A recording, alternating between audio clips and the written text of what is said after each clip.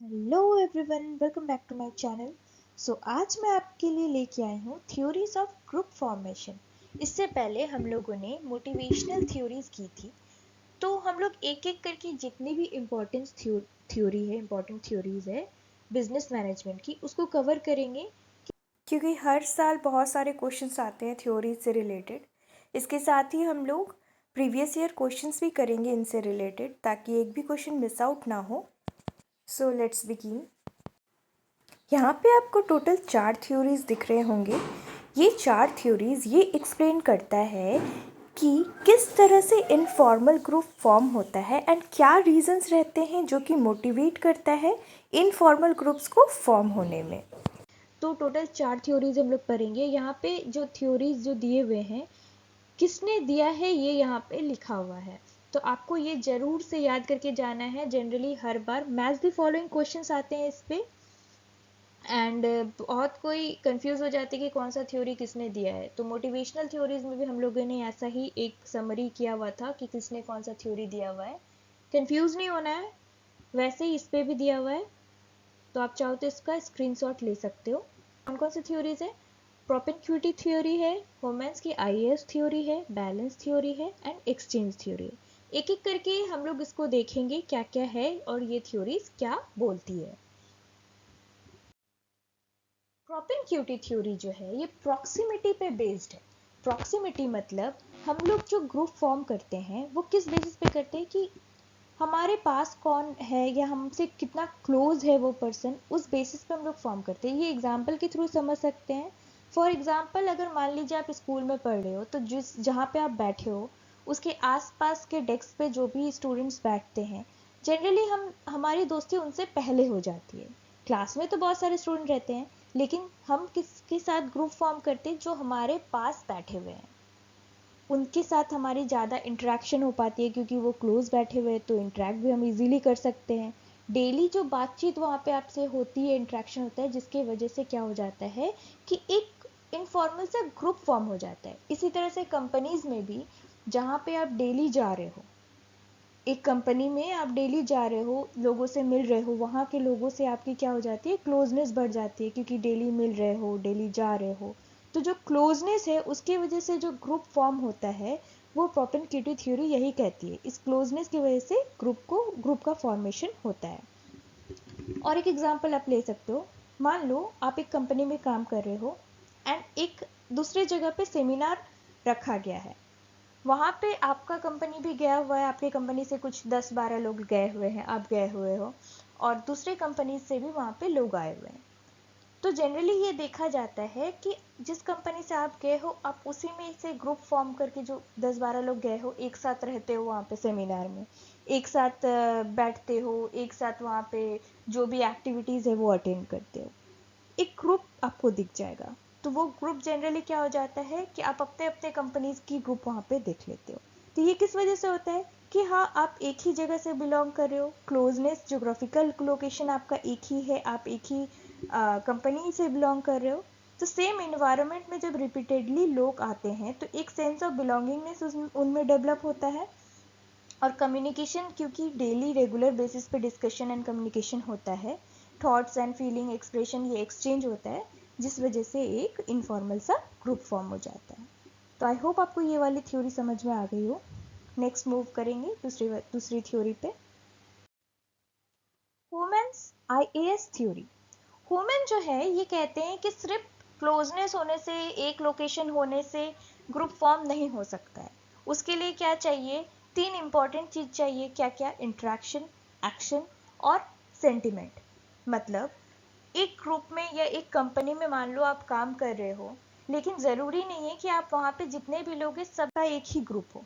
अलग अलग ग्रुप्स रहते हैं। क्यों रहते हैं? क्योंकि बातें होगी तभी तो एक दूसरे को जानेंगे, तब जाके वो एक ग्रुप फॉर्म करना चाहेंगे। फर्स्ट एक्टिविटी मतलब क्या है? फॉर एग्जाम्पल, एक प्रोजेक्ट दिया गया है, स्कूल में भी आपको मिलता होगा, ग्रुप प्रोजेक्ट्स मिलता होगा। ग्रुप प्रोजेक्ट्स में क्या होता है? एक डेफिनेट आपका गोल होता है, एक पर्टिकुलर गोल होता है, टारगेट होता है, एंड 10 स्टूडेंट को एक ही टारगेट पे काम करने दे दिया जाता है। तो जब ग्रुप फॉर्म हो जाता है तो क्या करते हो आप? अलग अलग अलग अलग पार्ट्स में उस काम को डिवाइड कर देते हो कि तुम ये कर लेना, तुम वो कर लेना, तुम ये कर लेना।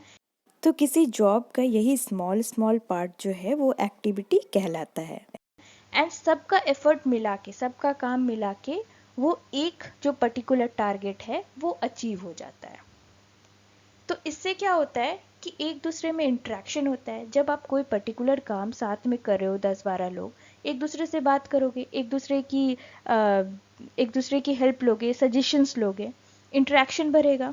तो यहाँ पे क्या हो रहा है, जब स्मॉलर पार्ट ऑफ जॉब, मतलब एक पूरे जॉब का जो स्मॉल पार्ट सब में डिस्ट्रीब्यूट कर दिया जाता है, और आप जब उस वर्क को साथ में करते हो तो इंटरेक्ट करते हो। इंटरेक्शन से क्या होता है, कम्युनिकेशन के थ्रू एक दूसरे को समझते हो एंड धीरे धीरे सेंटिमेंट्स डेवलप हो जाती है, और या आप कह सकते हो कि अटैचमेंट हो जाता है। सेंटिमेंट सब दो तरह का हो सकते हैं। 12 लोग एक साथ काम कर रहे हैं, तो आपको उसमें से कुछ लोग पसंद आएंगे और कुछ लोग पसंद नहीं आएंगे, क्योंकि किसी किसी लोग से आपकी जो थॉट है, जो कि आपका वैल्यूज है, वो मैच करेगा।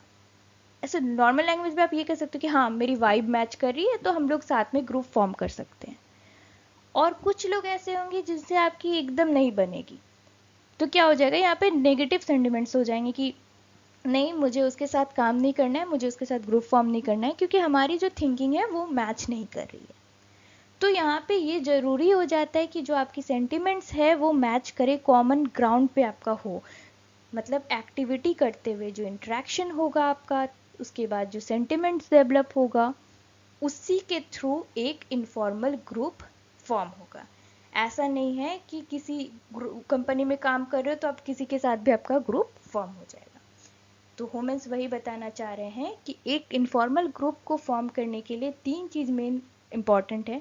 लोकेशन तो है कि हाँ आप एक सेम जगह पे काम कर रहे हो, और 3 चीज़ उन्होंने क्या कहा, I for interaction, E for activity and S for sentiment. इसीलिए इसको होमेंस आईएएस थ्योरी भी कहा जाता है। नेक्स्ट थ्योरी पे मूव करेंगे, बैलेंस थ्योरी। बैलेंस थ्योरी क्या कहता है कि फॉर एग्जांपल मान लीजिए आप किससे बात करना चाहोगे जिससे आपको ऐसा फील हो कि हाँ आपकी वैल्यूज़ मैच कर रही हो, कल्चर सेम हो, या फिर आपका जो एडुकेशन हो वो सेम हो, रिलीजन सेम हो। मतलब बात करने के लिए कुछ तो कॉमन ग्राउंड होना चाहिए। फॉर एग्जांपल बहुत सारे स्टूडेंट्स हैं, अब उसमें से कुछ 5 लोग हैं जो कि पीएचडी स्टूडेंट्स हैं, आप भी पीएचडी स्टूडेंट हो, तो आप किन से बात करने पहले जाओगे, पीएचडी स्टूडेंट से ही। क्यों? तो जो आपका कॉमन ग्राउंड क्या हो गया यहाँ पे, एडुकेशन आपका कॉमन ग्राउंड हो गया। आप उनसे बात करने जाओगे, आप उस पीएचडी के बारे में बातें करोगे या कुछ भी, एक कॉमन ग्राउंड होना चाहिए बात करने के लिए। तो यहाँ पे बैलेंस थ्योरी क्या कहता है कि पीपल उन्हीं से अट्रैक्ट होते हैं जिनसे उनका कुछ कॉमन सिमिलर कुछ हो उनसे, जैसे फीचर सिमिलर हो सकते हैं, एटीट्यूड सिमिलर हो सकता है, value, nature, religion, education, experience या ऑब्जेक्टिव सिमिलर हो, तभी जाके जो है एक ग्रुप फॉर्म हो सकता है। या यहाँ पे बैलेंस थ्योरी ये कहता है कि जब सामने वाला पर्सन, आप मान लो उनसे बात करो, अब उनका एटीट्यूड अलग है, आपका एटीट्यूड अलग है, तो यहाँ पे क्या हो गया, एक इम्बैलेंस क्रिएट हो गया कि नहीं भाई मेरे से तो इनका तो एटीट्यूड बिल्कुल अलग है, मेरे से नहीं है, मैं इनसे बात नहीं करूंगी या मैं इनसे बात नहीं करूंगा, तो हम एक साथ काम नहीं कर सकते। लेकिन जब सिमिलर एटीट्यूड रहता है, मतलब एक बैलेंस रहता है आपके एटीट्यूड में एंड उनके एटीट्यूड में, आपके वैल्यूज में उनके वैल्यूज में, मतलब एक कॉमन ग्राउंड में जब बैलेंस होता है, तब जाके एक इनफॉर्मल ग्रुप फॉर्म होता है। इसी वजह से इसको बैलेंस थ्योरी भी कहा जाता है कि जो आप चाहते हो या जो आप जैसे हो, तो सामने वाले में भी अगर कुछ वैसा कॉमन चीज़ दिखता है, वो बैलेंस मेंटेन हो पाता है, तभी जाके ग्रुप फॉर्म होता है। एंड अगर मान लो किसी सामने वाले पर्सन या मेंबर में या पर्सन में वो बिहेवियर अलग दिख जाए या कुछ वैसा इम्बैलेंस आपको फील हो, तो जो इम्बैलेंस हो जाता है उस वजह से ग्रुप फॉर्म नहीं हो पाता है। ये थ्योरी में बस इतना ही बोला गया है। Next next is exchange theory. Exchange से क्या समझते हो कि आप कुछ दे रहे हो एंड आपको उसके बदले में कुछ मिल रहा हो। तो एक्सचेंज थ्योरी ये कहता है कि हम ग्रुप में तभी इन्वॉल्व होना चाहते हैं या ग्रुप में मतलब खुद को उस ग्रुप का मेंबर बनाना चाहते हैं या ग्रुप फॉर्म करना चाहते हैं तभी जब उस ग्रुप से हमें कुछ फ़ायदा मिलेगा। बहुत टाइम ऐसा होता है कि हम लोग कोई भी ग्रुप ज्वाइन करते हैं किसी रिवॉर्ड किसी फ़ायदे के लिए। यहाँ पे क्या है, बेनिफिट रिवॉर्ड एंड कंसिडरेशन के लिए क्या करते हैं, हम लोग किसी से इंटरेक्ट करते हैं या ग्रुप फॉर्म करते हैं। फॉर एग्जाम्पल आपने देखा होगा यूजीसी नेट का बहुत सारा ग्रुप आपको मिल जाएगा, यूपीएससी का अलग ग्रुप मिल जाएगा। अब वहाँ पे ग्रुप क्यों फॉर्म हुआ, क्योंकि सब एक कॉमन इंटरेस्ट से जुड़े हुए हैं, आपको वहाँ पे बेनिफिट मिल रहा है एक दूसरे के एक्सपीरियंसेस से, एक दूसरे से नोट्स वगैरह आप शेयर कर रहे हो। तो म्यूचुअल जब आपका जो कंसिडरेशन है वो म्यूचुअल रहेगा, जो आप इनपुट वहाँ पे दे रहे हो आपको उससे बेनिफिट कितना मिल रहा है उस पर डिपेंड करता है ये एक्सचेंज थ्योरी। एक्सचेंज थ्योरी ये कहता है जब आपको जो आप इनपुट दे रहे हो उससे ज़्यादा आपको रिवॉर्ड मिल रहा है उस इनफॉर्मल ग्रुप से, अगर बेनिफिट मिल रहा है तभी आप उस ग्रुप में जाना चाहोगे या एक ग्रुप फॉर्म करना चाहोगे। अब ज़रूरी नहीं है कि यहाँ पे जो बेनिफिट रिवॉर्ड या कंसिडरेशन आप मनी ही सोचो, मनी की जगह स्टेटस भी हो सकता है, केयर भी हो सकता है, लव भी हो सकता है, एक्सपर्टीज भी हो सकता है या इंफॉर्मेशन भी हो सकता है। इससे क्या होता है, जब आपको एक्सचेंज में मतलब उस ग्रुप में आप जब इन्वॉल्व हो गए आपको ये सारी चीज़ें मिल रही है तो एक सेटिस्फैक्शन फील होता है। एंड जब आपको ये सब चीज़ नहीं मिलेगा तो आपको कैसा फील होगा, एंजाइटी, फ्रस्ट्रेशन, एम्बैरेसमेंट, ये सब चीज़ फील होता है। तो आप उस ग्रुप में नहीं रहना चाहोगे, आप वो जो ग्रुप है वो डिसॉल्व हो जाएगा। तो म्यूचुअल बेनिफिट यहाँ पे होना चाहिए, तो इम्बैलेंस नहीं होना चाहिए। यहाँ पे क्या है, cost is more than the benefit में कॉज प्रॉब्लम। जब आप किसी ग्रुप में ज़्यादा इन्वॉल्व हो लेकिन आपको उससे ज़्यादा बेनिफिट नहीं मिल पा रहा हो तब आप उस ग्रुप में नहीं रहना चाहोगे। ठीक है, तो ये भी एक type of formation of informal group है। इसका मेन फोकस किस पे है, बेनिफिट पे है। तो हम लोगों ने यहाँ पे 4 थ्योरीज कर ली, propinquity theory, balance theory, exchange theory, Homans theory. तो चारों थ्योरी किससे रिलेटेड है, तो फॉर्मेशन ऑफ इनफॉर्मल ग्रुप से रिलेटेड है। इसके बाद हम लोग एक थ्योरी करेंगे जो कि किस पे डिपेंड है, तो development of the group formation. तो जो ग्रुप का जो फॉर्मेशन हो रहा है उसकी डेवलपमेंट कैसे हो रही है उस पे वो डिस्कशन होगा आपका वो थ्योरी पे। नेक्स्ट देखते हैं स्लाइड, उसके बाद आपको डिटेल में मैं डिस्कस करूंगी। हम लोगों ने जो 4 थ्योरीज पहले की थी उसको कंफ्यूज नहीं होना है, वो थ्योरीज है ग्रुप फॉर्मेशन के लिए, एंड ये वाली जो थ्योरी है ये है ग्रुप डेवलपमेंट के लिए। वो थ्योरीज जो थी वो ये बताती थी कि कैसे ग्रुप फॉर्म होता है, क्या रीजंस रहते हैं, लेकिन ये जो थ्योरी है ये बताता है कि ग्रुप कैसे डेवलप करता है, मतलब किस किस फेजेस से या किस किस स्टेप्स से ये गुजरता है, ये क्या अटेन करता है। ठीक है, तो इस थ्योरी को किसने दिया था, तो टकमैन ने दिया था। इसीलिए इसको टकमैन्स 5 स्टेज थ्योरी भी बोला जाता है, क्योंकि इसमें इन्होंने 5 स्टेजेस दिया है जिसके थ्रू जो है कोई भी ग्रुप जब फॉर्म होता है तो वो गुजरता है। तो फर्स्ट है फॉर्मिंग, और फॉर्मिंग से ही पता चल रहा होगा नाम से, फॉर्मिंग मतलब क्या हो जाता है कि ग्रुप फॉर्म हो रहा है, मतलब डिफरेंट लोग आ रहे हैं एक कॉमन गोल पे वर्क करने के लिए एक ग्रुप फॉर्म करके। ठीक है, एक ग्रुप फॉर्म किया गया है, एक कॉमन ऑब्जेक्टिव है, उसको अकम्प्लिश करने के लिए एक सब साथ में काम करने के लिए आ रहे हैं।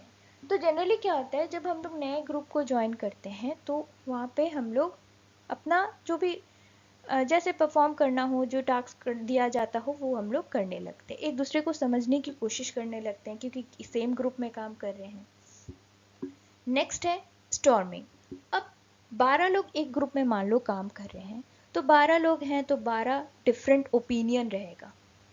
जरूरी तो नहीं है कि सबका ओपिनियन मैच ही करे, कॉन्फ्लिक्ट जरूरी है, ओपिनियन क्लैश करेंगे तो कॉन्फ्लिक्ट होगा ही। तो यहाँ पे क्या हो जाएगा, एक स्टॉर्म वाली सिचुएशन आ जाएगी, मतलब तूफान वाली सिचुएशन आ जाएगी ग्रुप में कि यार वो मेरी बात नहीं समझ रहा है या मैं ही सही हूँ। इस तरह की जो थिंकिंग है आपको वहाँ पे देखने को मिलेगी, तो क्लासेस होने लगेंगे और जो मेन गोल है उसी को वो भूल जाएंगे। नेक्स्ट है नॉर्मिंग।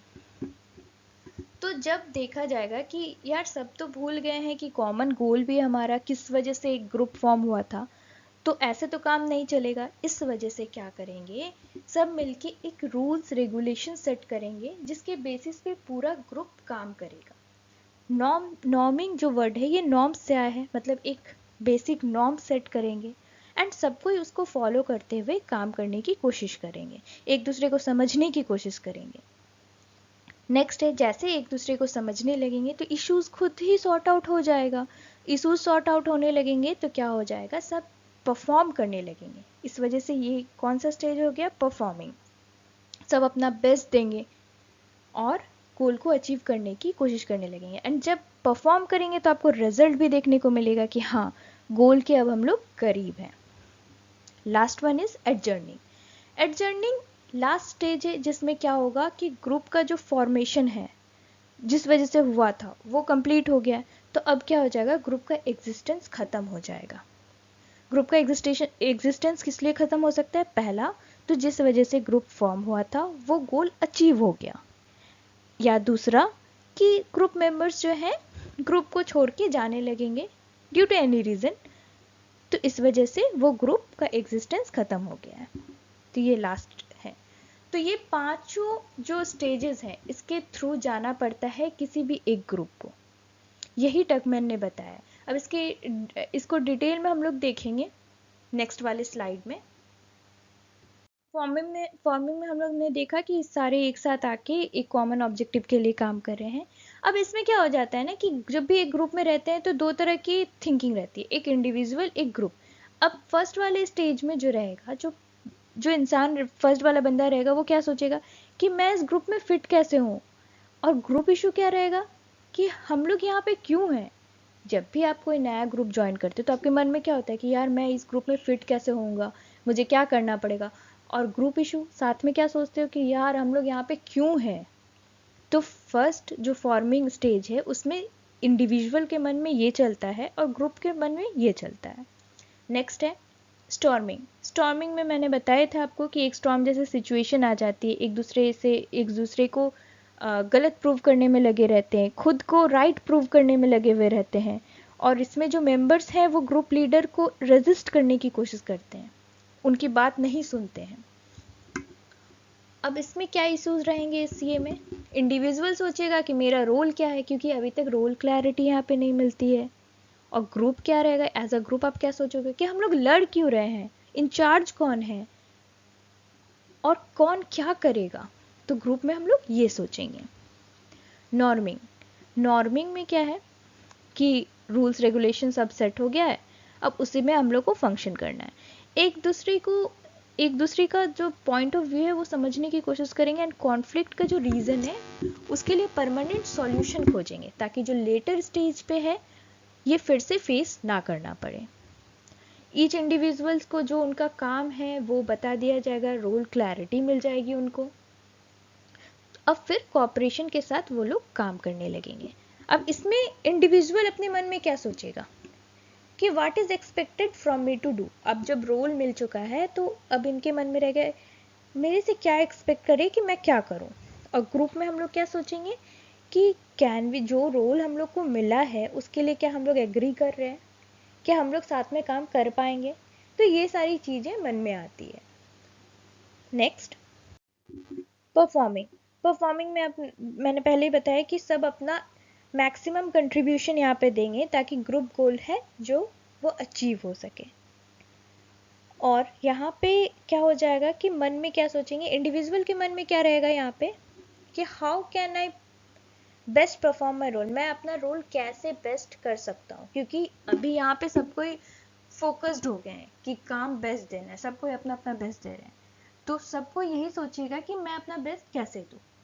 और ग्रुप में क्या हम लोग एज अ ग्रुप क्या सोचेंगे हम लोग यहाँ पे कि जो हम लोग काम कर रहे हैं क्या वो प्रॉपरली हो रहा है, ताकि हम लोग गोल को अचीव कर पाएंगे क्या।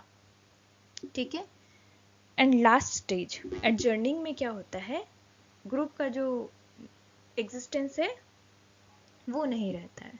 अब दो रीजंस की वजह से है, एक है जो टास्क है वो कंप्लीट हो चुका है, और एक है कि जो मेंबर्स हैं वो धीरे धीरे जा चुके हैं, और या मेंबर्स एक साथ ये डिसाइड करते हैं कि अब ग्रुप को क्लोज कर देना चाहिए।